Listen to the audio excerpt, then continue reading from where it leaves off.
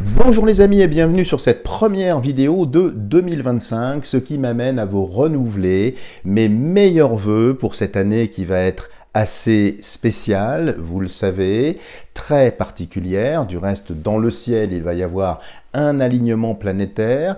C'est pas innocent si je vous en parle. Et donc, je vous souhaite vraiment le meilleur pour 2025, la santé, le bonheur et puis de belles inspirations spirituelles pour vous permettre de bien rester ancré et de maintenir et de poursuivre votre éveil. Alors justement, avant de procéder au tirage du jour, pour vous permettre de commencer l'année en douceur, je vous propose de bénéficier d'une petite promotion où je fais moins 20% sur mes consultations de voyance d'une heure et d'une demi-heure. Alors pour information, la consultation d'une heure traditionnellement est à 75 €. Avec les moins 20%, elle tombe à 60 €. De même pour la consultation d'une demi-heure qui normalement est à 55 €. Là, avec la remise, elle passe à 44 €. Donc c'est une offre qui démarre aujourd'hui, maintenant, limitée aux 150 premiers abonnés, donc ne tardez pas si vous souhaitez en bénéficier. Donc pour vous inscrire, il vous suffit de m'adresser un mail, vous avez tout ce qu'il faut sous la vidéo, mais je vous l'explique, vous m'adressez un mail en me précisant bien votre nom, la durée de la consultation souhaitée et le mode de paiement que vous souhaitez. Donc ça peut être par PayPal, ça peut être par virement bancaire avec un lien sécurisé que je vous ferai parvenir, mais ça peut aussi être par chèque. Bien évidemment, je ne souhaite exclure personne. Il y a des personnes qui ont parfois des difficultés avec tout ce qui est électronique, informatique. Ça fonctionne aussi très bien avec les chèques. Je vous indiquerai tout ça. Alors, soyez vigilants et vigilantes aussi sur un point, parce qu'il y a certaines personnes, notamment les femmes, qui s'inscrivent avec leur nom de femme mariée et qui effectuent leur règlement avec leur nom de jeune fille. Et parfois, vu la masse que j'ai à traiter, je ne parviens pas à joindre les deux informations. Donc, soyez gentils de me dire comment, sous quel nom vous allez effectuer votre paiement. De même, dans les couples parfois, où la femme s'inscrit et c'est son mari qui paye et ils n'ont pas le même nom. Donc, pour m'aider un petit peu dans ma gestion et surtout ne pas retarder la prise de rendez-vous, merci d'être le plus clair possible.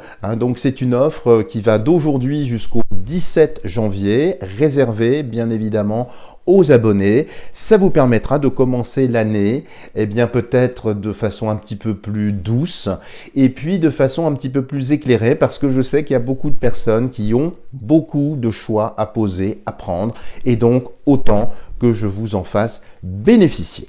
Voilà les amis, refermons la parenthèse et puis n'hésitez pas bien sûr à transmettre cette vidéo le plus possible autour de vous.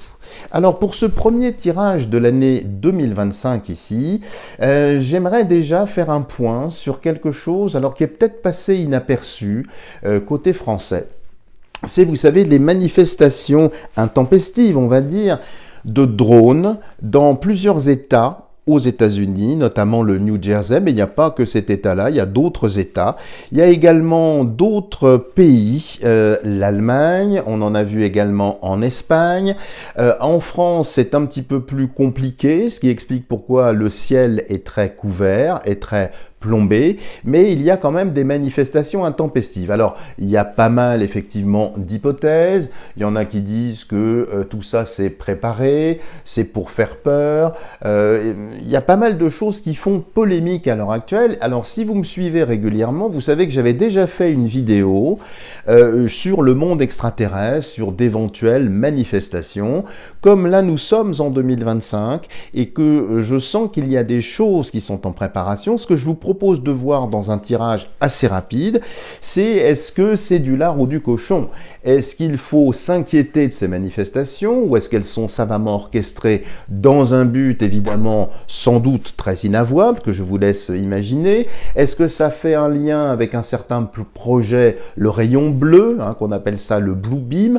Je n'en sais rien, donc ce que je vous propose c'est de voir un petit peu si il faut ou non s'inquiéter de ces manifestations. Est-ce qu'elles qu'elles sont préparatoires à quelque chose. Vous savez que nous sommes en 2025 et que ça va être une année particulière. Donc regardons tout de suite avec l'oracle de Pascal et puis nous traiterons ensuite une autre question.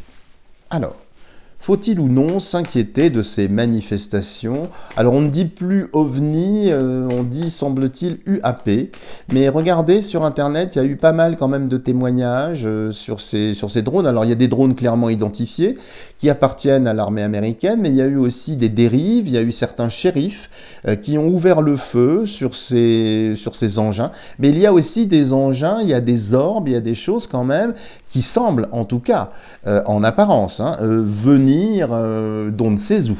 Donc, faut-il ou non s'en inquiéter? Est-ce que c'est un phénomène très ciblé? Est-ce que tout ça est fait pour ralentir l'investiture de Donald? C'est fort possible. Donc, voyons voir un petit peu les informations qui sortent à ce sujet-là. Parce que ça m'a été demandé par beaucoup d'entre vous. Alors, regardons tout de suite la coupe concernant ces manifestations. Alors, déjà une carte qui est assez sombre, si on veut, la mort. Alors, la mort, c'est la fin de quelque chose. Et là, quand je vois ça, alors ça peut évidemment avoir un présage funeste ici et annoncer des choses qui ne sont pas très heureuses, pourquoi pas, mais ici, quand je vois ça, ce que je ressens en première instance, ici, c'est vraiment la fin de quelque chose, la fin d'une époque, et je pense que nous avançons, alors plus ou moins rapidement, sur le déroulé de 2025, par des découvertes. Donc le monde tel que nous le connaissions, la géométrie des lieux, si on peut dire, la toponymie ou la topographie des lieux, ce ne sera pas Gaïa-centré, hein, ce sera plutôt beaucoup plus holistique, beaucoup plus orienté vers les étoiles. Comme si la vision, alors peut-être un peu clivée, savamment entretenue jusqu'à maintenant, eh bien ça n'allait plus durer. Comme si ces manifestations, alors on va voir ce que dit le jeu, qu'elles soient organisées, qu'elles soient factices, ou bien peut-être pour cacher autre chose. Donc ici, de toute façon, c'est pour annoncer la fin d'une ère, la fin de quelque chose. Et de l'autre côté, le parchemin. Alors le parchemin, ça fait un lien avec un contrat. Un contrat, alors certains pourraient dire une charte, peut-être un accord qui a été passé. Alors il y a beaucoup d'informations qui circulent effectivement sur Internet. Je ne sais pas si elles sont vraies, si elles sont fantasmées, peu importe. Mais en tout cas ici, la réunion des deux dans la coupe, c'est la fin de la vision terrestre que l'on avait, et ici l'ouverture d'un parchemin, d'un accord. Donc il y a très certainement des choses qui sont en préparation, et je pense que ce sceau ici, sous le signe du sel ici, sera brisé pour révéler, eh bien, peut-être des présences effectivement extraterrestres. En tout cas ici, ce qui est très amusant dans la coupe, c'est qu'il n'y a rien de factice. Ça semble être véritablement du factuel, donc on va voir un petit peu ce qui ressort en prélevant 5 ici. Alors vous avez vu, nouveau tapis, le Père Noël est passé, vous voyez, il m'a déposé ce tapis. Eh bien, j'ai décidé de le changer. Alors, regardons sur ces drones et manifestations du ciel. Ce que l'oracle de Pascal peut nous dire, et la 5e ici, ce qu'il peut nous dire à ce sujet ici. Donc déjà une coupe qui semble valider qu'il y a ou qu'il y aurait quelque chose en préparation, donc la fin peut-être d'une vision des choses. Alors, qu'est-ce qu'il y a ici? Les enfants. Alors, les enfants ici, ça me fait penser aux enfants des étoiles. Les enfants qui ont reçu leur cadeau de Noël, eh bien peut-être que nous aussi, qui sommes de grands enfants, en tout cas je ne parle que pour moi ici, je ne sais pas, je ne voudrais pas être offensant ici pour vos oreilles, mais c'est peut-être la possibilité que nous allons avoir de voir notre cœur d'enfant touché par des manifestations, donc par une certaine sensibilité. Donc ici, nous sommes des enfants par rapport à d'autres peuplades qui sont d'ailleurs. Nous sommes effectivement des enfants. Donc, c'est pour les enfants que nous sommes. Ce qui va se manifester, c'est pour notre âme d'enfant ici. Donc, vous voyez, on est encore un petit peu dans les fêtes. Les enfants, c'est quelque chose qui débute aussi. Comme si nous étions sur une échelle comparative, si on peut dire, par rapport à d'autres présences, eh bien nous sommes des enfants, ça le valide. De l'autre côté, la foudre. Donc vous voyez, quand on voit les enfants et la foudre, il y a bien des manifestations qui vont s'intensifier et qui viennent décapiter cette tour. Donc ça va avoir un impact, je pense au niveau mondial, mais sur le pouvoir, sur la vision des choses. Donc c'est peut-être savamment orchestré pour cacher quelque chose, une autre réalité, pourquoi pas, mais en tout cas on arrive à la fin. C'est pour ça qu'on avait vu cette carte ici dans la coupe, qui était un petit peu funeste, mais qui vient bien briser les habitudes, qui vient briser une vision peut-être un petit peu trop linéaire de la réalité, et qui vient, vous voyez, possiblement dans le mois de janvier, ou tout au moins au début de l'année. Donc il y a un événement qui vient du ciel, de toute façon, ça c'est évident pour les enfants. Alors, les enfants à bien comprendre ici, Alors ici, il y a la femme. La femme qui fait un lien évidemment avec le côté peut-être maternant, puisqu'on voit des enfants ici, mais aussi ça peut être le féminin sacré, ça peut être aussi l'indication d'un contact ou d'une manifestation qui serait plus féminine. Donc qui serait peut-être plus dans une sorte de révélation douce, mais ô combien présente ici. Donc vous voyez, c'est quand même, ça annonce l'apparition ou la révélation de quelque chose, alors très féminin, ça peut être aussi une femme, je n'en sais rien, je vous le livre tel que je le ressens ici, mais c'est quand même assez intéressant de voir que c'est la polarité féminine, donc tout en douceur, tout en réceptivité, tout en intuition, bien sûr, qui est là. Donc ça vient un petit peu fleurir ici. Mais il y a quand même ici un choc, quelque chose qui peut effectivement être perçu comme étant brutal, voire anxiogène, mais ça reste doux ici. Dans la partie terrestre ici, regardez la séparation. Alors avec cette même femme qui cette fois-ci tourne la tête de l'autre côté. Donc je pense que ces manifestations vont entraîner possiblement une division.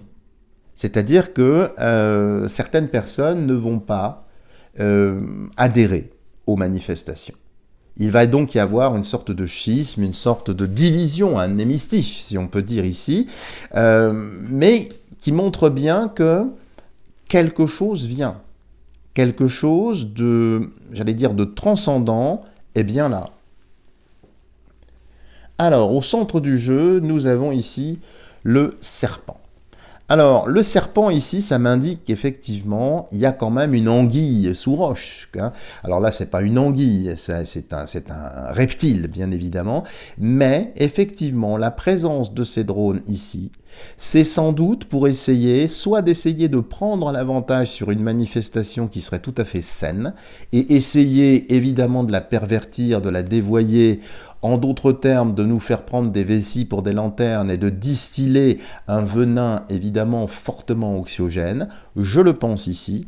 Mais en tout cas, je ne pense pas que certaines personnes seront dupes de ce qui va se passer. Mais à la manœuvre, sur ces drones qui sont très terriens ici, on voit bien que c'est dans un but soit de masquer, soit de cacher quelque chose. Mais ils n'y parviendront pas. C'est-à-dire que malgré une potentielle mise en scène, malgré tout ce qu'on peut faire aujourd'hui, vous savez, avec cette intelligence artificielle qui vient malheureusement de plus en plus éclipser l'intelligence naturelle, et Dieu sait que nous sommes dépositaires dans ce gouvernement, vraiment de contre-exemples, si on peut dire. On ne peut pas dire qu'ils brillent véritablement par leur intelligence, et puis ce recyclage au forceps qui nous est imposé ici, bon, voilà, vous voyez ce que je veux dire. Donc on voit bien que de toute façon, malgré les tentatives d'appropriation, de déviation, ils n'y parviendront pas. Mais ça va avoir un impact mondial. Alors ici, comme c'est à droite, je pense que la manifestation commencera peut-être, il y aura des explications qui vont venir d'outre-Atlantique, oui, et que l'arrivée de Donald Trump, ici, va enfoncer le clou. Du reste, il a eu, si vous suivez un petit peu l'actualité, eh bien, il a eu quand même une déclaration assez particulière, hein, quand on lui a demandé, mais vous avez vu tous ces drones dans le ciel, qu'est-ce que c'est, etc. Et il a dit, le gouvernement sait ce que c'est, mais pour une raison inconnue, il ne souhaite pas en parler. Sous-entendu, quand je serai aux manettes, je vais parler. Et là, quand je vois ça, eh bien, je pense qu'effectivement, des choses vont être divulguées, dites. Donc oui, ce sont quand même des événements ici assez parlants sur quelque chose qui vient. Mais on voit tout de suite ici, ils doivent effectivement savoir ce qui vient et veulent évidemment tirer la couverture à eux et s'approprier une sorte de nouveau narratif. Mais on voit bien ici, il faudra faire attention de ne pas être dupe de ce que nos yeux vont voir ou dans ce qu'on va nous rapporter. De toujours rester comme un enfant. Hein, être vraiment, je dirais, dans le ressenti, pour ne pas nous égarer. En tout cas, voilà, c'était pour répondre à cette question qui m'a été posée par plusieurs personnes d'entre vous. Alors, ce que je vous propose de voir maintenant, parce que ça m'a été également demandé, nous allons prendre donc le tarot, le Rider-Waite, que vous avez aimé, semble-t-il, la fois passée, et bien, voir un petit peu la situation économique, les crypto-monnaies, il y en a beaucoup qui s'inquiètent de cette monnaie numérique.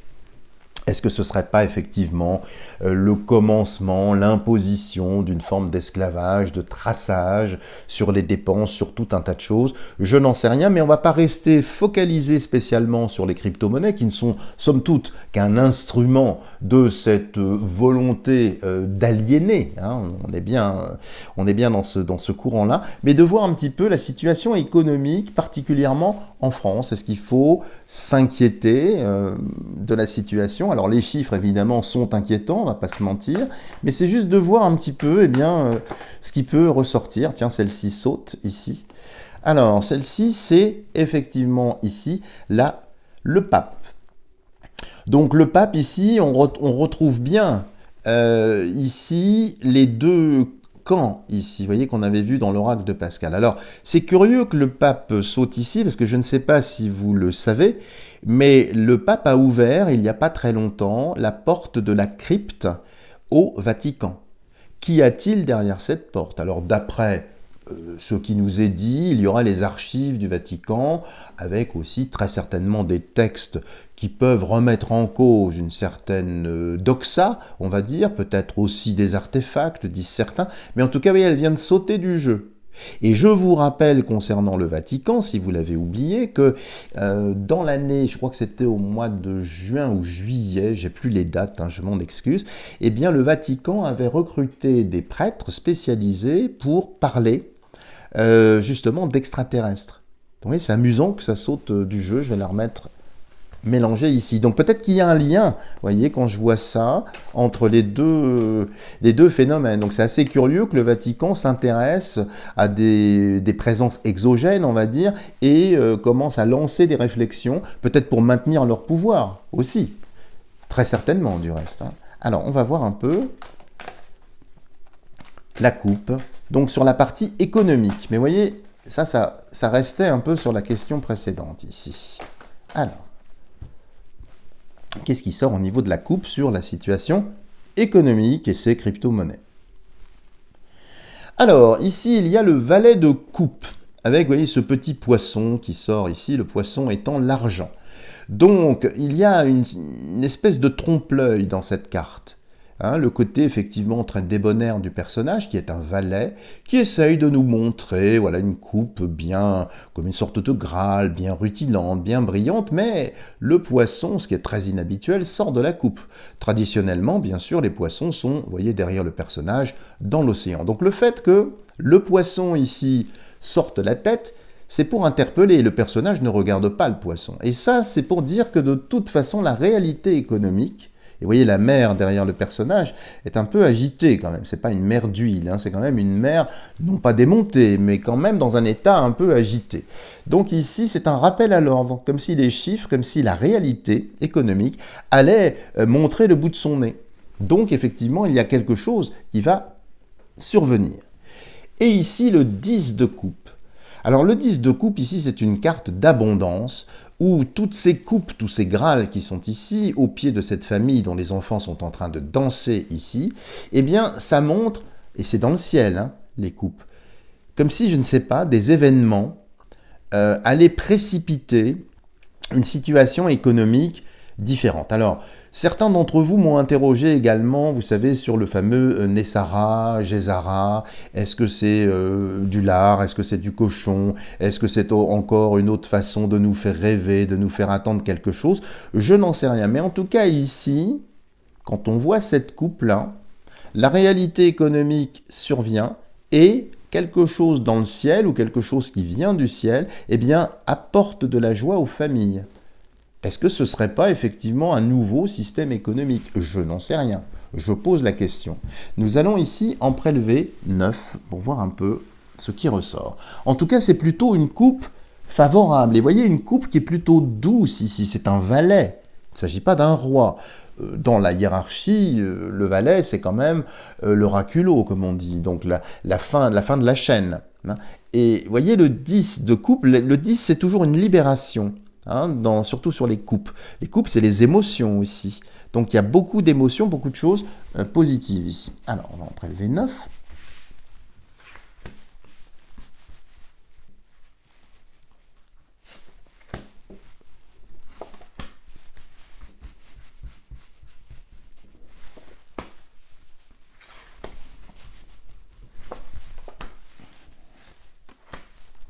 Et la petite 9e qui est ici. Donc vous voyez déjà quelque chose qui est assez doux, je dirais. Alors que les chiffres sont quand même assez pointus, voire agressifs, hein.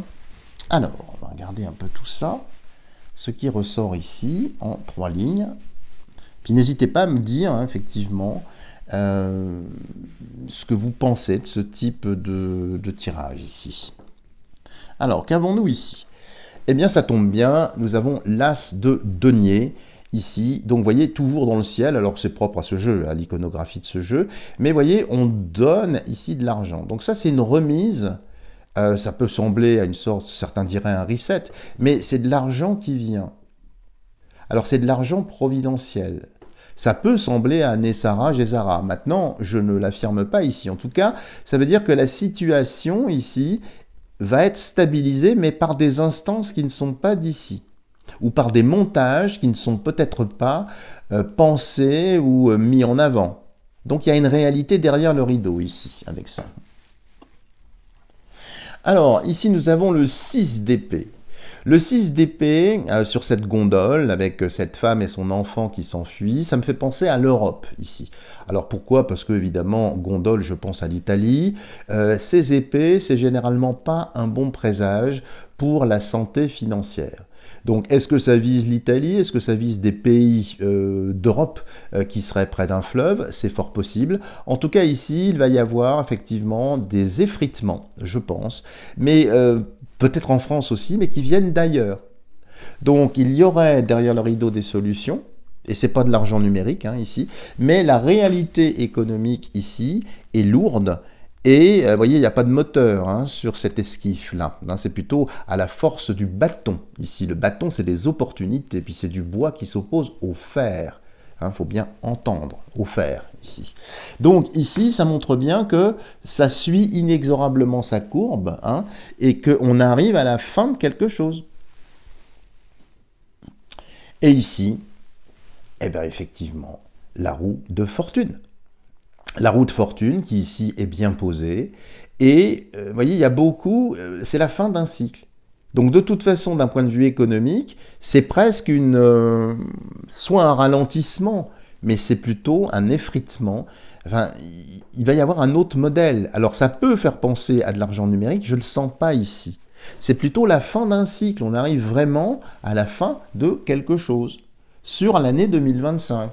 Mais vous voyez, on avait vu dans la coupe, ça rend tout le monde heureux. Alors attention, hein, je prêche pas du tout pour